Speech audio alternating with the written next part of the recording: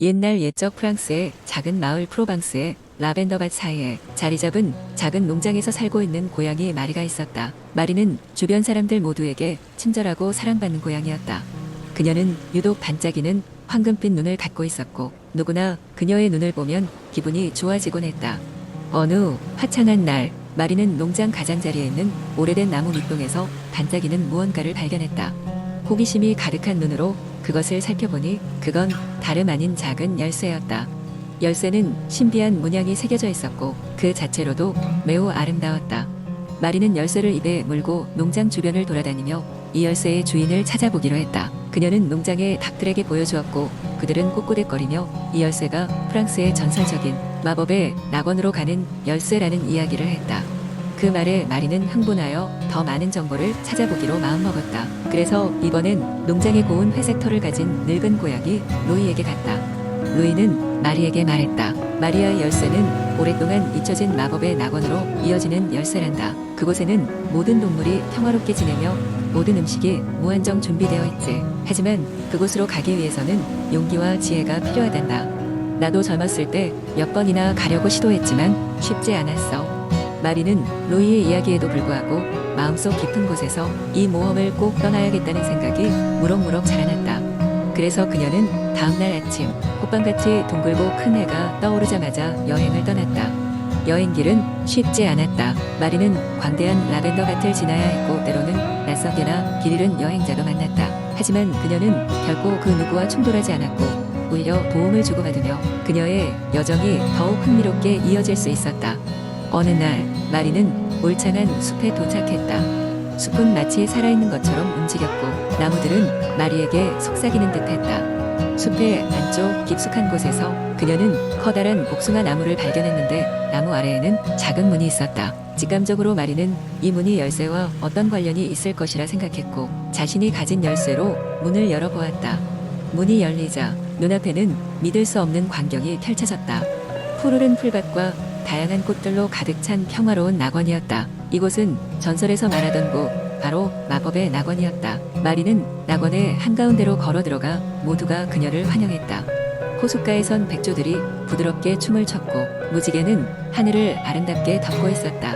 마리는 그곳에서 행복한 시간들을 보냈다. 그러나 늘 마음 한구석에는 그녀의 농장에서 기다리고 있을 친구들과 주인 생각이 있었다.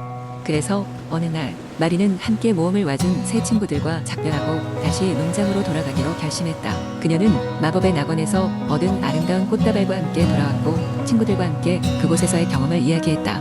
마을 사람들은 그 이야기를 듣고 새로운 희망과 꿈으로 가득 차게 되었다. 사람들은 마리가 가져온 꽃들을 보며 기뻐했고 마리는 다시금 농장에 사랑받는 고양이로서 평화롭게 살아갈 수 있었다. 그 후로도 마리는 가끔씩 마법의 낙원을 떠올리며 미소를 지었다.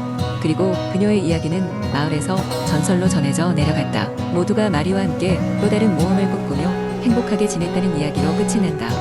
두 번째 이야기.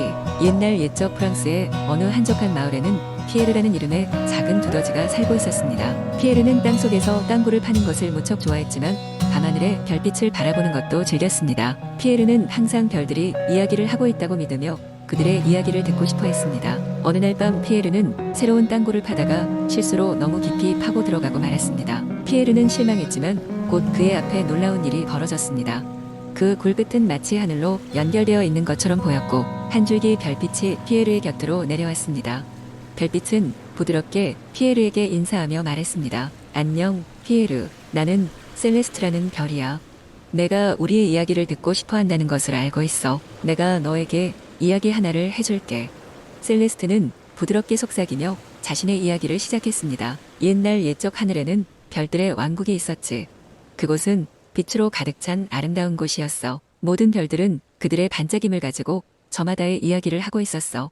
하지만 한 별은 반짝임을 잃어버리고 슬픔에 잠기게 되었지. 그 별의 이름은 루미에르였어. 루미에르는 자신의 반짝임을 되찾기 위해 여행을 떠났어. 그는 여러 별들을 만나며 자신의 빛과 이야기를 공유했고 과정에서 점점 자신의 반짝임을 되찾게 되었지. 결국 루미에르는 스스로를 사랑하는 법을 배우고 가장 빛나는 별이 되었단다. 피에르는 셀레스트의 이야기에 깊이 감동했습니다. 셀레스트, 정말 아름다운 이야기야. 어떻게 그렇게 많은 이야기를 알고 있는 거야? 피에르가 물었습니다.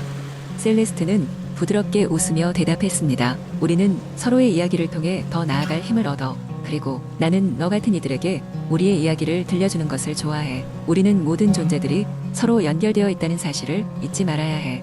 피에르는 셀레스트에게 감사의 인사를 전하고 그날 밤 이후로도 별빛이 빛나는 하늘을 볼 때마다 루미에르의 이야기를 떠올렸습니다. 그는 별들이 단순히 빛나는 것이 아니라 그들만의 특별한 이야기를 간직하고 있음을 깨달았습니다.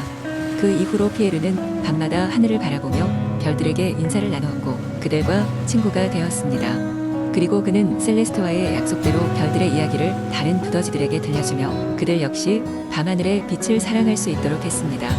이렇게 프랑스의 작은 마을에 사는 두더지 피에르는 지상과 하늘을 잇는 다리가 되어 모든 존재가 서로 연결되고 있다는 사실을 확신하게 되었답니다. 세 번째 이야기. 옛날 옛적 프랑스의 작은 마을에 용감한 소녀 클레멘틴이 살고 있었습니다. 클레멘틴은 언제나 호기심이 많고 모험을 즐기는 소녀였습니다. 그녀가 사는 마을은 높은 산과 깊은 숲으로 둘러싸여 있어 아름답지만 마을 사람들은 종종 숲속의 신비로운 존재들과의 만남을 두려워하곤 했습니다. 어느 날 마을에 오래된 전설과 같은 사건이 일어났습니다.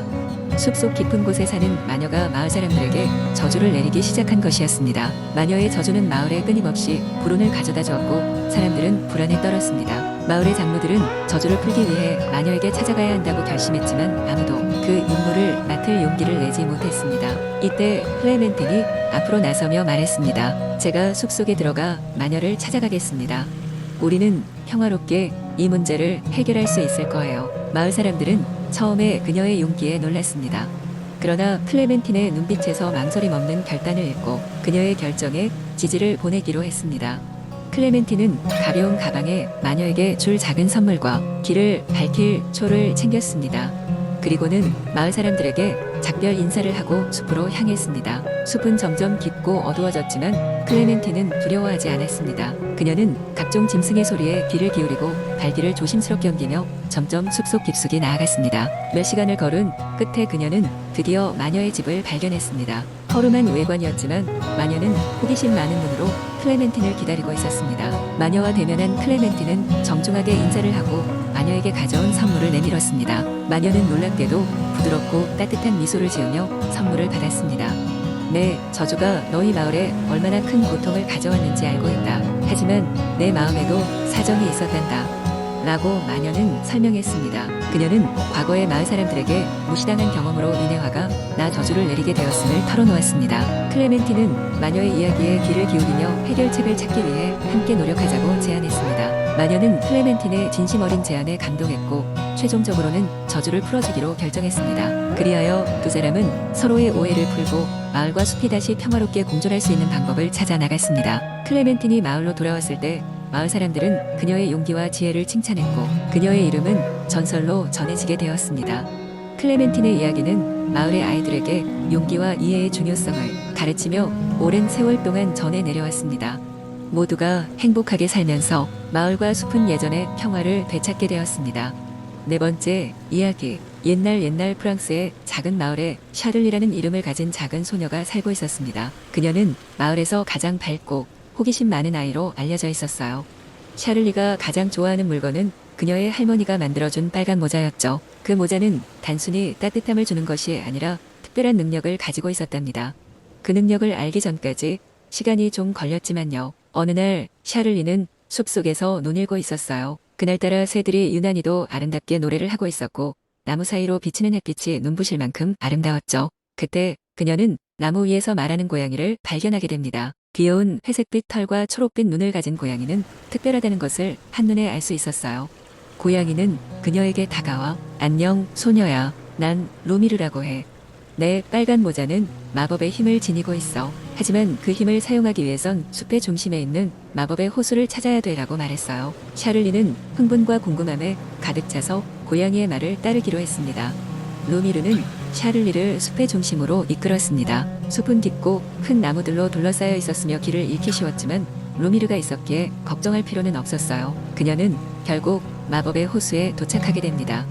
호수는 놀랍도록 맑고 투명했으며 물속에는 작은 물고기들이 평화롭게 헤엄치고 있었습니다.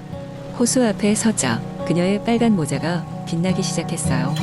루미르는 샤를리에게 모자를 벗고 호수에 던져봐 라고 했어요. 샤를리는 조금 망설였지만 루미르를 믿기로 하고 모자를 벗어 호수에 던졌습니다. 그러자 호수의 물이 푸르스름한 빛을 내며 변화하더니 거대한 파도를 일으켰습니다. 물보라가 사라지자 눈앞에 환상적인 장면이 펼쳐졌습니다. 작은 요정들이 나타나 샤를리에게 인사를 건넸어요. 그 요정들은 샤를리의 빨간 모자를 통해 자신의 세계로 돌아갈 수 있게 되어 매우 기쁘다며 감사를 표했습니다. 그리고 그 보답으로 샤를리에게 모든 언어를 이해할 수 있는 특별한 능력을 주었죠. 이 사건 이후로 샤를리는 말하는 동물들과 대화할 수 있게 되었고 마을에서 일어나는 여러 가지 문제들을 해결하는 데 중요한 역할을 하게 되었답니다. 그녀는 루미르와 매일 숲속을 탐험하며 또 다른 신비한 이야기들을 찾아다녔어요. 그리고 빨간 모자는 항상 그녀와 함께하며 모험을 위한 준비가 되어 있었답니다.